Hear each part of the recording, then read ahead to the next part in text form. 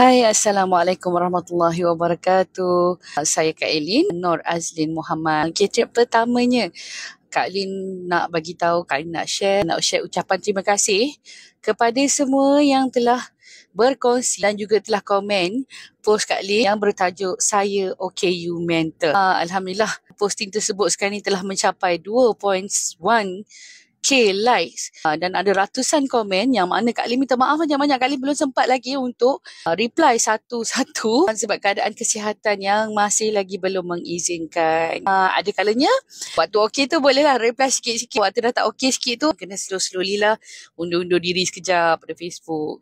So insyaAllah Kak Lin akan cuba lagi menulis berkenaan dengan OKU Mentor dan Kak Lin harap sangat perkongsian kali ini bukanlah perkongsian yang terakhir daripada Kak Lin. Doakan Kak Lin sihat ya. Sebab siapa yang kenal Kak Lin tahu yang Kak Lin kadang-kadang ada, kadang-kadang tak ada dekat Facebook ni. Mengikut kondisi kesihatan lah.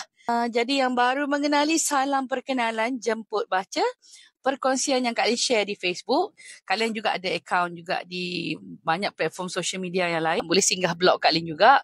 Blog tu tak sempurna lagi. Banyak lagi tak export, tak import. Apa pun, salam perkenalan dan ucapan juga terima kasih buat semua yang telah mendoakan kesihatan Kak Lin. Mendoakan untuk kami sekeluarga ni diberi permudahan segala urusan. Jadi Kak Lin pun dengan ini ingin mengucapkan tahniah kepada mereka yang sama-sama berjuang, yang OKU Mentor, yang mungkin lagi bukan lagi pemegang kad OKU Mentor tetapi juga diuji dengan kesihatan mental ataupun diuji dengan masalah-masalah hidup. Anda yakin, anda nak beritahu yang anda tidak kesorangan.